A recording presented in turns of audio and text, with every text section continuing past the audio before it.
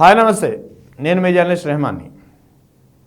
కూటమి ప్రభుత్వానికి ఒక షాక్ గురి చేసే సర్వే ఇది. ముఖ్యంగా ఏపీలో, ఆంధ్రప్రదేశ్లో కూటమి ప్రభుత్వ పనితీరు ఎలా ఉంది, కూటమి ప్రభుత్వానికి పరిస్థితి ఎలా ఉంది, ఇప్పటికిప్పుడు కనుక ఎన్నికలు వస్తే కూటమి ప్రభుత్వానికి ఉన్నటువంటి స్టేటస్ ఏంటి, తెలుగుదేశం పరిస్థితి ఏంటి, జనసేన పరిస్థితి ఏంటి, బీజేపీ పరిస్థితి ఏంటి, ఈ అంశాలపై కూలంకషంగా సర్వే ఒకటి బయటకు వచ్చింది. ముఖ్యంగా ప్రముఖ సర్వే సంస్థ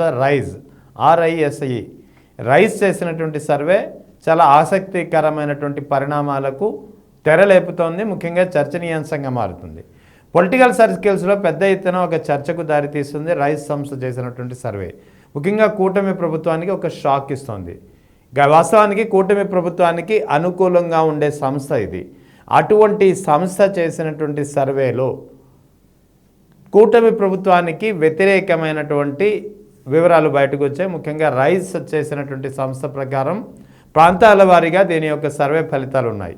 ముఖ్యంగా ఉత్తరాంధ్రకు సంబంధించి మొత్తం 34 నియోజకవర్గాలు ఉన్నాయి. ఈ 34 నియోజకవర్గాల్లో దాదాపుగా 3 పార్టీలు, కూటమి పార్టీలు దాదాపుగా క్లీన్ స్వీప్ చేసినటువంటి పరిస్థితి. కానీ ఇప్పటికిప్పుడు ఎన్నికలు వచ్చినా, లేకపోతే ఇప్పుడున్న స్థితిని కనుక అంచనా వేసిన 23 స్థానాల్లో ఉత్తరాంధ్రలోని 34 నియోజకవర్గాల్లో 23 నియోజకవర్గాల్లో కూటమి పార్టీలు కొత్త అభ్యర్థులను చూసుకోవాల్సినటువంటి అవసరం ఉంది.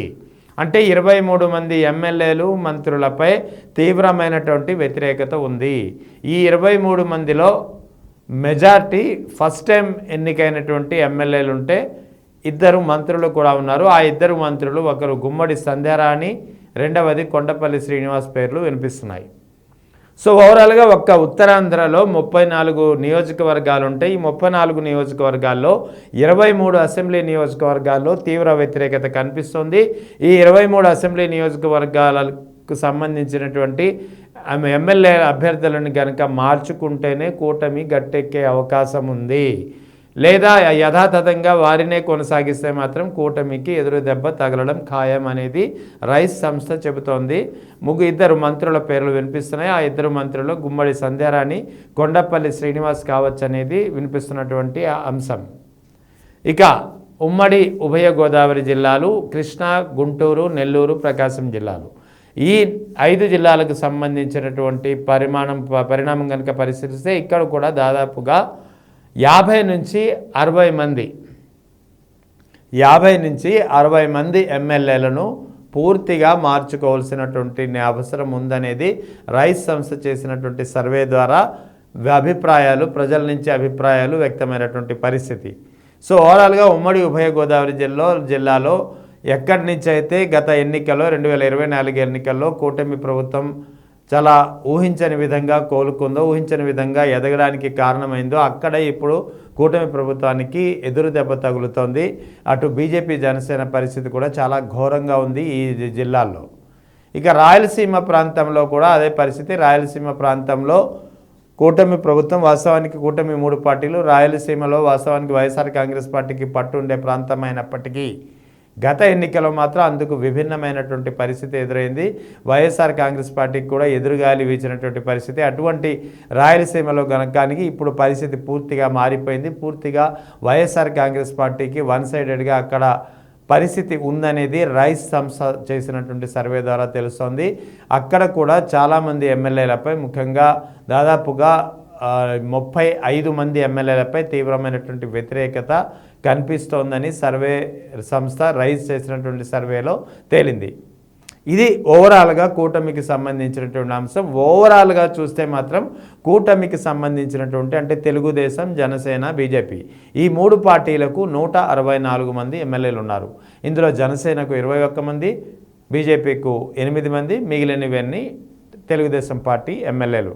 సో ఈ 164 కూటమి 3 పార్టీల ఎమ్మెల్యేలలో 65% మంది ఎమ్మెల్యేలపై తీవ్రమైనటువంటి వ్యతిరేకత కనిపిస్తోందనేది రైస్ సంస్థ చెబుతోంది. 65% అవుట్ ఆఫ్ 65% ఆఫ్ 164 లెక్కేసుకోవాలి ఇక్కడ. అంటే 106 మంది ఎమ్మెల్యేలపై తీవ్రమైనటువంటి వ్యతిరేకత కనిపిస్తుంది.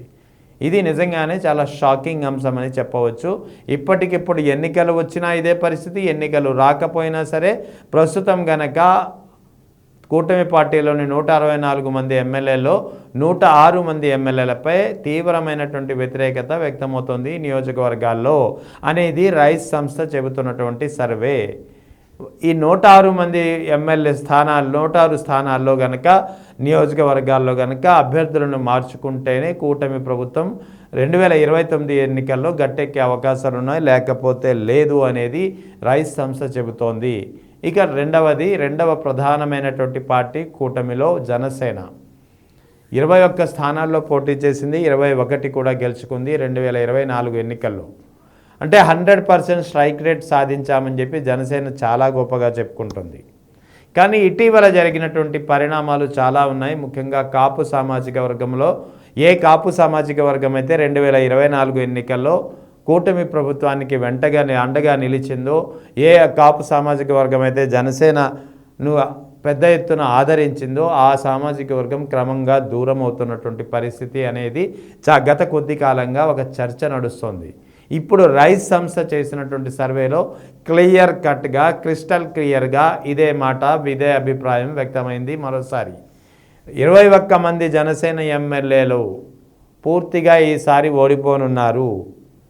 21 మంది ఎమ్మెల్యేలను కూడా మార్చుకుంటేనే, అంటే 21 స్థానాలు ఏదైతే జనసేనకు సంబంధించి ఉన్నాయో ఈ 21 స్థానాలని మార్చుకుంటేనే, ఆ స్థానాల్లో అభ్యర్థులను మార్చుకుంటేనే జనసేన గట్టెక్కుతుంది. అదే సమయంలో జనసేన సంస్థాగతంగా బలోపేతం కాకపోతే 2029 ఎన్నికల తర్వాత జనసేన పార్టీ ఉండకపోవచ్చు. సంస్థాగతంగా బలోపేతం కావాలి, క్షేత్రస్థాయిలో ఆ పార్టీ మరింత స్ట్రెంగ్తెన్ కావాలి, క్షేత్రస్థాయి నిర్మాణం అనేది పూర్తి కావాలి. 21 మంది శాసనసభ్యులు ఎవరైతే ఉన్నారో వారి వ్యవహార శైలి మారకపోతే, ఆ నియోజకవర్గాల్లో అభ్యర్థులను మార్చకపోతే ఖచ్చితంగా జనసేన ఉండదు ఇకపై. అంటే ఆంధ్రప్రదేశ్ రాజకీయాల్లో ఏదైతే మూడవ ప్రత్యామ్నాయ పార్టీగా భావిస్తూ వస్తున్నారో ఆ మూడవ ప్రత్యామ్నాయం అనేది కనుమరుగవుతోందనేది రైస్ సంస్థ చేస్తున్నటువంటి సర్వే ద్వారా చాలా స్పష్టంగా తెలుస్తోంది. జనసేనకు చాలా గడ్డు కాలం ఉంది. జనసేన పార్టీ విధానాలు మార్చుకోకపోతే, జనసేన పార్టీని క్షేత్రస్థాయిలో బలోపేతం చేయకపోతే, జనసేన పార్టీని సంస్థాగత నిర్మాణాలు పూర్తి చేయకపోతే ఖచ్చితంగా జనసేనకు తీవ్రమైనటువంటి పరిస్థితి ఎదురవుతుంది. ముఖ్యంగా 2029 ఎన్నికల తర్వాత లేదా 2029 ఎన్నికల నాటికి ఆ పార్టీ కనుమరుగయ్యే అవకాశాలు చాలా స్పష్టంగా ఉన్నాయి. 21 మంది ఎమ్మెల్యేలను కూడా మార్చుకోవాల్సినటువంటి అవసరం ఉంది అనేది రైస్ సంస్థ చాలా క్లియర్గా చెబుతోంది. అంటే ఇక్కడ పవన్ కళ్యాణ్ పనితీరు కూడా బాలేదా? పవన్ కళ్యాణ్ ఎందుకంటే 21 మంది ఎమ్మెల్యేలో ఒకడు అతనే. 21 మంది ఎమ్మెల్యేలో కూడా పవన్ కళ్యాణ్ ఉన్నారు కాబట్టి పవన్ కళ్యాణ్ అభ్యర్థిత్వంపై కూడా ప్రశ్నలు వస్తున్నాయి. పవన్ కళ్యాణ్ ఎమ్మెల్యే అభ్యర్థిత్వంపై కూడా వ్యతిరేకత ఉందా, అసంతృప్తి వ్యక్తమవుతుందా అనే అనుమానం వస్తుంది. ఎందుకంటే రైస్ సంస్థ చెప్పిన దాని ప్రకారం జనసేనకు సంబంధించినటువంటి 21 మంది ఎమ్మెల్యేలపై వ్యతిరేకత ఉంది. 21 స్థానాల్లో కూడా అభ్యర్థులను మార్చుకుంటేనే బాగుంటుంది, పార్టీ సంస్థాగత నిర్మాణం పూర్తి చేసుకుంటేనే పార్టీ నిలబడే అవకాశాలు ఉన్నాయి, లేకపోతే పార్టీ కనుమరుగవడం ఖాయం అనేది చాలా క్లియర్గా తెలుస్తుంది. సో ఓవరాల్గా కూటమిలోని అటు బీజేపీ ఒకటి ఉంది, బీజేపీకి సంబంధించినటువంటి 8 మంది ఎమ్మెల్యేలు ఉంటే 8 మంది ఎమ్మెల్యేలో 5 మంది ఎమ్మెల్యేలపై తీవ్రమైనటువంటి వ్యతిరేకత వ్యక్తమవుతుంది.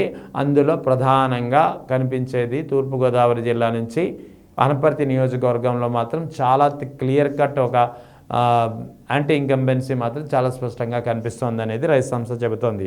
సో ఓవరాల్గా అటు బీజేపీ, జనసేన, తెలుగుదేశం 3 పార్టీలు ఒక క్లిష్టమైనటువంటి పరిస్థితిని ఎదుర్కొంటున్నాయి. ఈ రైస్ సంస్థ సర్వే ద్వారా అనేది తేలుతోంది. ముఖ్యంగా అవుట్ ఆఫ్ 164 అలయన్స్ ఎమ్మెల్యేలు ఎవరైతే ఉన్నారో ఈ 3 పార్టీల ఎమ్మెల్యేలు, వీరిలో 106 మంది అంటే 65% మంది ఎమ్మెల్యేలపై ఒక తీవ్రమైనటువంటి వ్యతిరేకత, అసంతృప్తి ఉంది. వీళ్ళందరినీ మార్చుకుంటేనే వచ్చే ఎన్నికల్లో గట్టెక్కే అవకాశాలు ఉన్నాయి. ఇప్పటికిప్పుడు ఎన్నికలు వస్తే వైఎస్ఆర్ కాంగ్రెస్ పార్టీకి బలం చేకూరే అవకాశాలు స్పష్టంగా ఉన్నాయని రైస్ సంస్థ చేసినటువంటి సర్వే ద్వారా క్లియర్ కట్గా తెలుస్తున్నటువంటి పరిస్థితి.